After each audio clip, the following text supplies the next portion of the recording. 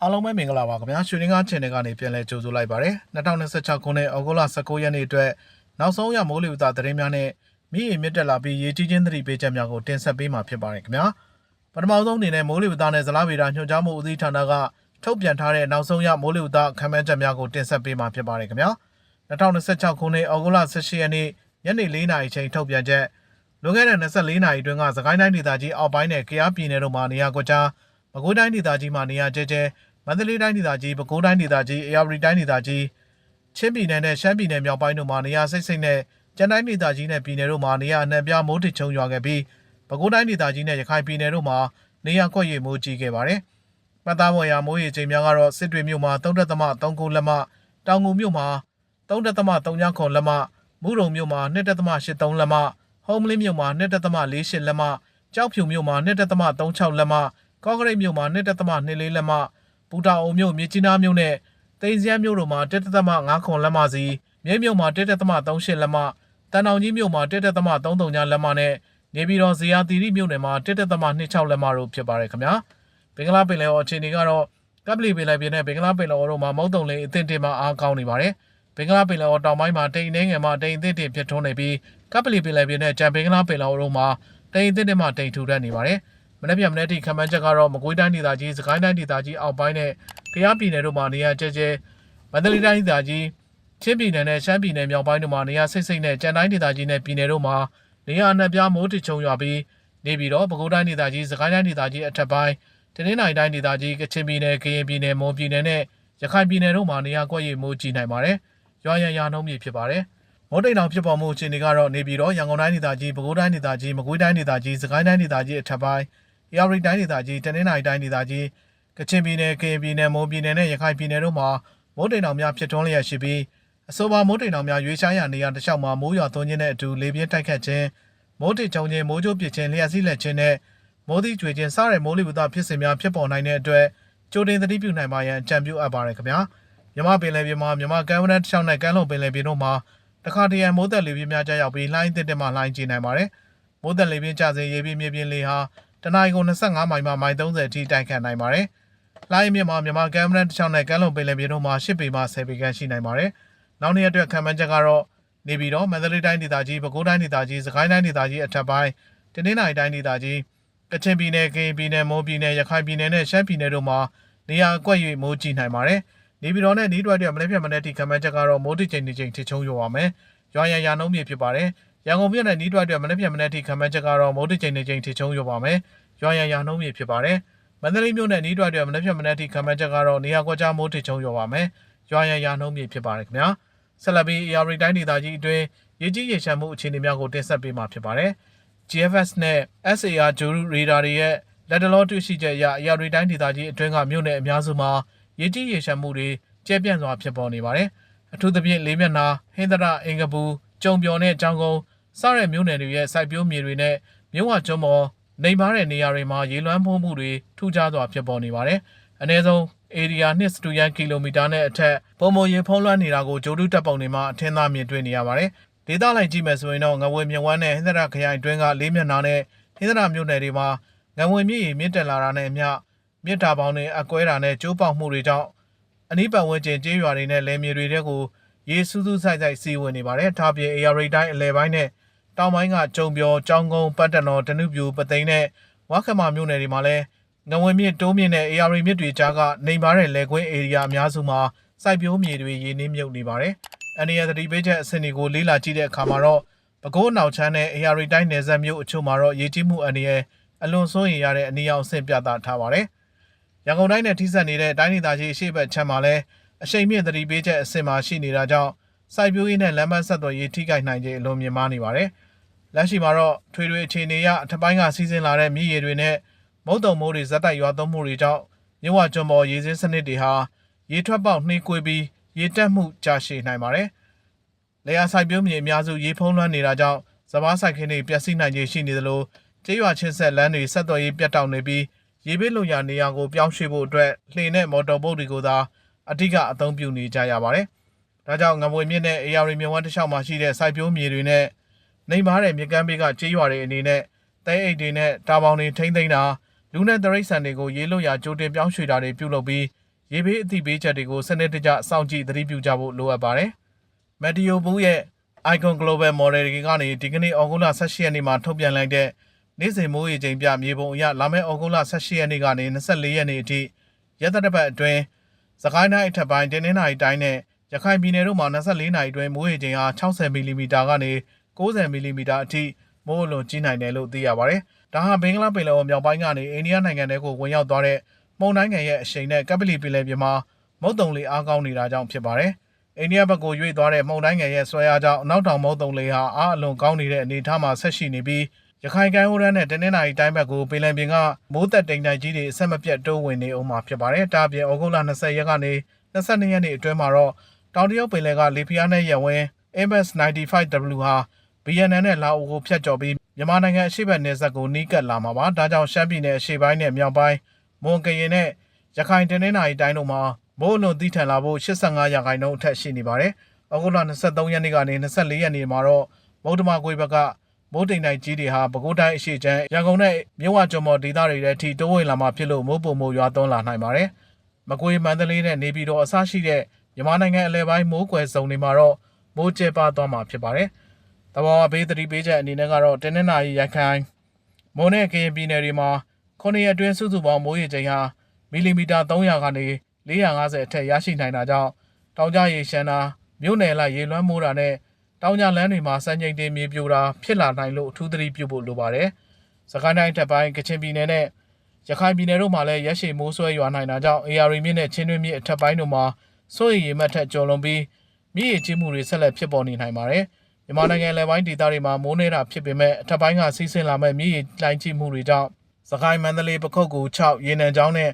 မကွေးမြို့နယ်တွေမှာ AR မြစ်ကမ်းနားမှာနေထိုင်သူတွေအနေနဲ့ရေဘေးအန္တရာယ်ကိုကြိုတင်ပြင်ဆင်ထားဖို့လိုအပ်ပါတယ်။ဆက်လက်ပြီးမနက်ဖြန်အတွက်တိုင်းဒေသကြီးနဲ့ပြည်နယ်မြို့ကြီးများရဲ့အမြင့်ဆုံးပူချိန်၊နှိမ်ဆုံးပူချိန်နဲ့မိုးလေဝသခန့်မှန်းချက်တို့ကိုတင်ဆက်ပေးမှာဖြစ်ပါတယ်ခင်ဗျာ။နေပြည်တော်မှာမိုးတစ်ချိန်တစ်ချိန်ထစ်ချုံရွာပါမယ်။ရန်ကုန်မြို့မှာမိုးတစ်ချိန်တစ်ချိန်ထစ်ချုံရွာပါမယ်။မန္တလေးမြို့မှာနေရာကွက်ကြားမိုးထစ်ချုံရွာပါမယ်။ပဲခူးမြို့မှာမိုးတစ်ချိန်တစ်ချိန်ထစ်ချုံရွာပါမယ်။မကွေးမြို့မှာနေရာကွက်ကြားမိုးထစ်ချုံရွာပါမယ်။ဟောင်းမလင်းမြို့မှာမိုးတစ်ချိန်တစ်ချိန်ထစ်ချုံရွာပါမယ်။မုံရွာမြို့မှာနေရာကွက်ကြားမိုးထစ်ချုံရွာပါမယ်။ပသိမ်မြို့မှာမိုးတစ်ချိန်တစ်ချိန်ထစ်ချုံရွာပါမယ်။တကွယ်မြို့မှာမိုးတင်တင်ထစ်ချုံရွာပါမယ်။မြင်းကြီးနားမြို့မှာမိုးတစ်ချိန်တစ်ချိန်ထစ်ချုံရွာပါမယ်။လွိုင်ကော်မြို့မှာမိုးတစ်ချိန်တစ်ချိန်ထစ်ချုံရွာပါမယ်။ဖားမြို့မှာမိုးတစ်ချိန်တစ်ချိန်ထစ်ချုံရွာပါမယ်။မော်လမြိုင်မြို့မှာမိုးတင်တင်ထစ်ချုံရွာပါမယ်။စစ်တွေမြို့မှာမိုးတစ်ချိန်တစ်ချိန်ထစ်ချုံရွာပါမယ်။လာရှိုးမြို့မှာနေရာကွက်ကြားမိုးထစ်ချုံရွာပါမယ်။တောင်ကြီးမြို့မှာမိုးတစ်ချိန်တစ်ချိန်ထစ်ချုံရွာပါမယ်။ကျိုင်းတုံမြို့မှာမိုးတစ်ချိန်တစ်ချိန်ထစ်ချုံရွာပါမယ်ခင်ဗျာ။ဆက်လက်ပြီးမြန်မာပြည်တော်မှာရှိတဲ့မြစ်ရေအခြေအနေများကိုတင်ဆက်ပေးမှာဖြစ်ပါတယ်။18ရက်လ2026ရက်နေ့နနက်6:00နာရီခွဲချိန်တိုင်းထွာကျဲရမြစ်ရေအခြေအနေများကိုတင်ပြပေးလိုက်ပါရခင်ဗျာ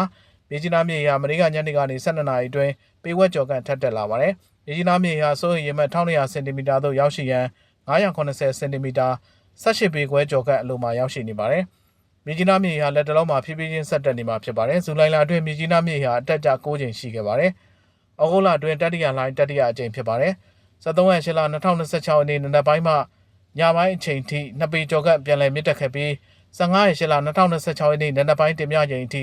တပေခွဲနီးနီးပြန်လည်ကျဆင်းခဲ့ပြီးဖြစ်ပါတယ်။ယခုနောက်ဆုံးအကြိမ်ဩဂုတ်လအတွင်းစတုတ္ထလိုင်းစတုတ္ထအကြိမ်ဖြစ်ပါတယ်။15ရက်လ2026ရက်နေ့နေ့လယ်ပိုင်းမှာ18ရက်လ2026ရက်နေ့ညနေပိုင်းအချိန်ထိမြစ်ရေအဝင်စုသူပေါင်း6ပေခန့်ပြန်လည်မြင့်တက်ခဲ့ပြီးဖြစ်ပါတယ်။ဩဂုတ်လအတွင်းမြေကြီးနားမြစ်ရေဟာအတက်ကျ4ချိန်ရှိပါပြီ။မြန်မာပြည်မြောက်ပိုင်းဆုံးဒေသများနဲ့ AR မြစ်ထက်ပိုင်းမေကမလိခမြဝန်းဒေသများမှာယခုလက်ရှိအခြေအနေကတော့မိုးအသင့်တင်ရှိပါမယ်။လက်တလောအခြေအနေအရယခုရက်ပိုင်းတွင်မြေကြီးနားမြို့အပါအဝင်ကချင်ပြည်နယ်တစ်ခုလုံးမြန်မာပြည်မြောက်ပိုင်းဆုံးဒေသများနဲ့ AR မြစ်ထက်ပိုင်းမေခမလိခမြဝန်းဒေသများမှာမိုးအသင့်တင်ရှိနေပါတယ်။မြေရေသုံးသက်ချက်များကိုလိုအပ်ရင်လိုအပ်သလိုတင်ပြပေးမှာဖြစ်ပါတယ်။ AR မြို့တစ်လျှောက်ရှိအထက်ပိုင်းအလယ်ပိုင်းနဲ့အောက်ပိုင်းမြို့များအားလုံးမှာတော့လက်တလုံးမှာမြေရေဟာအမြင့်ဆုံးတက်ခဲ့ပြီးမြို့စင်လိုက်ပြန်လည်ကျဆင်းနေပြီးဖြစ်ပါတယ်။မြေအောက်ပိုင်းစိတ်သာဟင်းသရဇလုံးမြို့များမှာတော့စိုးရိမ်ရေမှတ်ကိုကျော်လွန်ရောက်ရှိနေပြီးပြန်လည်ကျဆင်းလာနေပြီဖြစ်ပါတယ်။ဒါပေမဲ့မြေကြီးနားမြေဟာယခုရက်ပိုင်းတွင်နောက်ထပ်6ပေခန့်ဆက်လက်မြင့်တက်လျက်ရှိပါတယ်။ချင်းတွင်းမြေဟာခန်းဒီမြို့မှာမြေရေအဝင်စုစုပေါင်း4ပေခန့်ပြန်လည်မြင့်တက်ခဲ့ပြီးဆက်လက်မြင့်တက်နိုင်ရန်ရှိနေသေးတဲ့အတွက်ယခုလက်ရှိ AR မြစ်အောက်ပိုင်းနဲ့မြေရေစိုးရိမ်ရေမှတ်ကျော်လွန်နေတဲ့မြို့များအတွက်ရေအရှိနဲ့အနောက်ဆက်လာနိုင်တဲ့အနေအထားမှာရှိနေပြီး AR မြစ်ရေပြန်လည်မြင့်တက်လာနိုင်တဲ့အတွက်လိုအပ်သလိုကြိုတင်စီမံဆောင်ရွက်ကြပါရန်တိုက်တွန်းနှိုးဆော်အပ်ပါတယ်ခင်ဗျာ။ချင်းတွင်းမြို့တစ်လျှောက်မှာရှိတဲ့မြို့များအားလုံးမှာတော့အတက်ဖက်ကိုဦးတည်နေအောင်မှာဖြစ်ပါတယ်။ AR မြို့တစ်လျှောက်နဲ့ချင်းတွင်းမြို့တစ်လျှောက်မြေကမ်းနီးမြေနိမ့်ဒေသများနဲ့မြေနုကျွန်းများမှာစိုက်ပျိုးလုပ်ကိုင်နေထိုင်ကြတဲ့တောင်သူများ ရေလုံသားများ AR မြေကြီးကိုအမိပြုနေထိုင်ရှာဖွေစားတောက်နေကြတဲ့မိဘပြည်သူများအားလုံးသိရှိနိုင်ရန်အတွက်မြို့အစဉ်လိုက်မြစ်ရေအခြေအနေများကိုတင်ပြပေးလိုက်ပါရခင်ဗျာချင်းတွင်းမြစ်ရေအခြေအနေကတော့ခန်းဒီမြစ်ရေဟာမနေ့ကညနေကနေ12နာရီတွင်တပေခွဲကျော်ခန့်ထက်တက်လာပါတယ်။ဟုံးမလင်းမြစ်ရေဟာမနေ့ကညနေကနေ12နာရီတွင်6လက်မခန့်ထက်တက်လာပါတယ်။မုံရမြို့မြစ်ရေဟာမနေ့ကညနေက12နာရီတွင်ပေဝက်နီးနီးထက်ကျသွားပါတယ်။ခန်းဒီမြို့မြစ်ရေဟာလက်တလုံးမှာဖြည်းဖြည်းချင်းဆက်တက်နေအောင်မှာဖြစ်ပါတယ်။ဟုံးမလင်းမြို့မြစ်ရေဟာဖြည်းဖြည်းချင်းဆက်လက်တက်နေအောင်မှာဖြစ်ပါတယ်။ဖောင်းပြမြို့မြစ်ရေဟာဖြည်းဖြည်းချင်းဆက်တက်နေအောင်မှာဖြစ်ပါတယ်။မော်လိုက်မြို့မြစ်ရေဟာဖြည်းဖြည်းချင်းဆက်တက်နေပါအောင်မယ်။ကလေးဝမြို့မြစ်ရေဟာဖြည်းဖြည်းချင်းဆက်လက်ကျဆင်းနေအောင်မှာဖြစ်ပါတယ်။ယနေ့ညပိုင်းမှာပြန်လည်မြင့်တက်လာနိုင်ပါတယ်။မင်းကင်းမြို့မြစ်ရေဟာဖြည်းဖြည်းချင်းဆက်လက်ကျဆင်းနေအောင်မှာဖြစ်ပါတယ်။ကန်ဒီမြို့မြစ်ရေဟာဖြည်းဖြည်းချင်းဆက်လက်ကျဆင်းနေပါမယ်။မုံရမြို့မြစ်ရေဟာဖြည်းဖြည်းချင်းဆက်လက်ကျဆင်းနေပါမယ်။ AR မြစ်ရေအခြေအနေကတော့ဗမော်မြစ်ရေဟာဖြည်းဖြည်းချင်းဆက်တက်နေအောင်မှာဖြစ်ပါတယ်။ရွှေကူမြို့မြစ်ရေဟာဖြည်းဖြည်းချင်းဆက်တက်နေအောင်မှာဖြစ်ပါတယ်။ကတာမြို့မြစ်ရေဟာဖြည်းဖြည်းချင်းဆက်တက်နေအောင်မှာဖြစ်ပါတယ်။ထီးချိုင်မြို့မြစ်ရေဟာဖြည်းဖြည်းချင်းဆက်လက်ကျဆင်းနေပါမယ်။ယနေ့ညနေပိုင်းနဲ့မနက်ဖြန်မနက်ပိုင်းမှာပြန်လည်မြင့်တက်လာနိုင်ပါတယ်။တပိတ်ချင်းမြစ်ရေဟာဖြည်းဖြည်းချင်းဆက်လက်ကျဆင်းနေအောင်မှာဖြစ်ပါတယ်။မန္တလေးမြို့မြစ်ရေဟာဖြည်းဖြည်းချင်းဆက်လက်ကျဆင်းနေပါမယ်။စကိုင်းမြို့မြစ်ရေဟာဖြည်းဖြည်းချင်းဆက်လက်ကျဆင်းနေပါမယ်။မြင်းမုံမြို့မြစ်ရေဟာဖြည်းဖြည်းချင်းဆက်လက်ကျဆင်းနေပါမယ်။ပခုတ်ကူမြို့မြစ်ရေဟာဖြည်းဖြည်းချင်းဆက်လက်ကျဆင်းနေပါမယ်။6မြို့မြစ်ရေဟာဖြည်းဖြည်းချင်းဆက်လက်ကျဆင်းနေပါမယ်။မင်းမှုမြို့မြစ်ရေဟာဖြည်းဖြည်းချင်းဆက်လက်ကျဆင်းနေပါမယ်။မကွေးမြို့မြစ်ရေဟာဖြည်းဖြည်းချင်းဆက်လက်ကျဆင်းနေပါမယ်။အောင်လံမြို့မြစ်ရေဟာဖြည်းဖြည်းချင်းဆက်လက်ကျဆင်းနေပါမယ်။ပြည်မြို့မြစ်ရေဟာဖြည်းဖြည်းချင်းဆက်လက်ကျဆင်းနေပါမယ်။စိတ်တာမြို့မြစ်ရေဟာစိုးရိမ်ရေမှတ်1200စင်တီမီတာအထက်10လမ်းမခန့်ကျော်လွန်ရောက်ရှိနေပါသေးတယ်။ဖြည်းဖြည်းချင်းဆက်လက်ကျဆင်းပါလိမ့်မယ်။24နာရီတွင်စိုးရိမ်ရေမှတ်အထက်မှာတည်ရှိနေနိုင်ပါသေးတယ်။ဟင်္သာမြစ်ရေဟာစိုးရိမ်ရေမှတ်1342စင်တီမီတာအထက်တပေကျော်ခန့်ကျော်လွန်ရောက်ရှိနေပါတယ်။ဖြည်းဖြည်းချင်းဆက်လက်ကျဆင်းနေပါမယ်။နောက်48နာရီတွင်စိုးရိမ်ရေမှတ်အထက်မှာတည်ရှိနေနိုင်ပါသေးတယ်။ဇလုံးမြို့မြစ်ရေဟာစိုးရိမ်ရေမှတ်1160စင်တီမီတာအထက်တပေခွဲကျော်ခန့်ကျော်လွန်ရောက်ရှိနေပါတယ်။ဖြည်းဖြည်းချင်းဆက်လက်ကျဆင်းနေပါမယ်။နောက်48နာရီတွင်စိုးရိမ်ရေမှတ်အထက်မှာဆက်လက်တည်ရှိနေနိုင်ပါသေးတယ်။သို့ဖြစ်ပါ၍မြေကမ်းနီးနဲ့မြေနင်းရက်ကွက်များမှာနေထိုင်ကြသူများအနေဖြင့်အထူးသတိပြုနေထိုင်ကြပါရန်လိုအပ်သလိုကြိုတင်ပြင်ဆင်မှုများလှုံ့ဆော်ထားကြပါရန်နဲ့အထူးအလေးထားဆောင်ရွက်ကြပါရန်အကြံပြုတင်ပြအပ်ပါတယ်ခင်ဗျာ။ AR မြစ်ရေမြင့်တက်မှုကို24နာရီစောင့်ကြည့်တင်ပြပေးလျက်ရှိပါတယ်။ချိန်နဲ့တပြေးညီတင်ပြနိုင်ရေးအတွက်ပြင်ဆင်ထားရှိပြီးဖြစ်ပါတယ်ခင်ဗျာ။ဆက်လက်ပြီးမိုးကြီးမဲ့သတိပေးချက်ကိုတင်ဆက်ပေးမှာဖြစ်ပါတယ်။2026ခုနှစ်ဩဂုတ်လ18ရက်နေ့မြန်မာစံတော်ချိန်4နာရီချိန်ထုတ်ပြန်ချက်ယနေ့မြန်မာစံတော်ချိန်6နာရီခွဲချိန်တိုင်းထွာချက်အရကပ်ပလီပင်နယ်ပြည်နယ်ဘင်္ဂလားပင်လယ်အော်တို့မှာမုတ်တုံလေအားကောင်းနေခြင်းကြောင့်၎င်းမိုးတိမ်တောင်များဖြစ်ထွန်းမှုအားကောင်းနေခြင်းကြောင့်၎င်းယနေ့နံနက်မှ22ရက်8လ2026ရက်နေ့အတွင်းနေပြီးတော့ရန်ကုန်မန္တလေးပဲခူးမကွေးစကိုင်းအေရဝတီတနင်္သာရီကချင်ကရင်ချင်းမွန်ရခိုင်နဲ့ရှမ်းပြည်နယ်တို့မှာနေရာစိမ့်စိမ့်မှနေရာနှံ့ပြားမိုးထချုံရွာပြီးနေပြီးတော့ရန်ကုန်တိုင်းဒေသကြီးမန္တလေးတိုင်းဒေသကြီးပဲခူးတိုင်းဒေသကြီးအေရဝတီတိုင်းဒေသကြီးတနင်္သာရီတိုင်းဒေသကြီးကေပြည်နယ်မွန်ပြည်နယ်ရခိုင်ပြည်နယ်နဲ့ရှမ်းပြည်နယ်တို့မှာနေရာကွက်၍မိုးကြီးနိုင်ပါတယ်။မြဝကျွန်းပေါ်ရခိုင်ကမ်းရိုးတန်းတစ်လျှောက်နဲ့ကမ်းလွန်ပင်လယ်ပြင်တို့မှာရံဖန်ရံခါမိုးသက်လေပြင်းများကျရောက်ပြီးရေပြင်းမြေပြင်းလေဟာတနအီကို35မိုင်အထိတိုက်ခတ်နိုင်ပါတယ်။မုတ်တမကွေ့မွန်တေတင်းနိုင်ကမ်းရိုးတန်းတစ်လျှောက်နဲ့ကမ်းလွန်ပင်လယ်ပြင်တို့မှာတခါတရံမိုးသက်လေပြင်းများကျရောက်ပြီးလှိုင်းကြည့်ပါမယ်။မိုးသက်လေပြင်းကျစဉ်ရေပြင်းမြေပြင်းလေဟာတနအီကိုမိုင်30အထိတိုက်ခတ်နိုင်ပါတယ်။လှိုင်းမြမှာမြဝကျွန်းပေါ်ရခိုင်ကမ်းရိုးတန်းတစ်လျှောက်နဲ့ကမ်းလွန်ပင်လယ်ပြင်တို့မှာ9ပေမှ17ပေခန့်ရှိနိုင်ပါတယ်။တို့ပြပါရဲ့ကပ်ပလီပင်လယ်ပြင်နဲ့ဘင်္ဂလားပင်လယ်အော်တို့မှာမုတ်တုံလေအားကောင်းနေခြင်းကြောင့်၎င်းမိုးတိမ်တောင်ဖြစ်ထွန်းမှုအားကောင်းနေခြင်းကြောင့်၎င်းဘိုးတိတန်စွာရွာသွန်းခြင်းနဲ့အတူလေပြင်းတိုက်ခတ်ခြင်းရုတ်တရက်ရေကြီးခြင်းနဲ့မြေပြိုခြင်းစတဲ့သဘာဝဘေးအန္တရာယ်များဖြစ်ပေါ်နိုင်တဲ့အတွက်ကုန်းမြင့်ဒေသအနီးနေထိုင်ကြသူများအနေဖြင့်မြေပြိုမှုအန္တရာယ်နဲ့မြင့်ငယ်ချောင်းငယ်များအနီးနေထိုင်ကြသူများအနေဖြင့်ရေကြီးရေရှမ်းမှုများကိုကြိုတင်သတိပြုနိုင်ပါရန်နဲ့ပြည်တွင်းလေကြောင်းပြန်တန်းရေးမြန်မာကမ်းရိုးတန်းတစ်လျှောက်နဲ့ကမ်းလွန်ပင်လယ်ပြင်တို့ရှိကမ်းနီကံဝေသဘောများအနေဖြင့်ကြိုတင်ပြင်ဆင်နိုင်ကြပါရန်အသိပေးနှိုးဆော်အပ်ပါတယ်ခင်ဗျာဆက်လက်ပြီးပင်လယ်ပြင်ခီးတွက်မိုးလေဝသခန့်မှန်းချက်များကိုတင်ဆက်ပေးမှာဖြစ်ပါတယ်2026ခုနှစ်ဩဂုတ်လ18ရက်နေ့ညနေ4:00နာရီချိန်ထုတ်ပြန်ချက်ဘင်္ဂလားပင်လယ်အော်အခြေအနေကတော့ကပ်ပလီပင်လယ်ပြင်နဲ့ဘင်္ဂလားပင်လယ်အော်တို့မှာမုတ်တုံလေအားကောင်းနေပါတယ်ဘင်္ဂလားပင်လယ်အော်နောက်တောင်ပိုင်းမှာတိမ်နှဲငယ်မှတိမ်သစ်တင်ဖြစ်ထွန်းနေပြီးကပ်ပလီပင်လယ်ပြင်နဲ့ကြံဘင်္ဂလားပင်လယ်အော်တို့မှာတိမ်သစ်တင်မှတိမ်ထူးတက်နေပါတယ်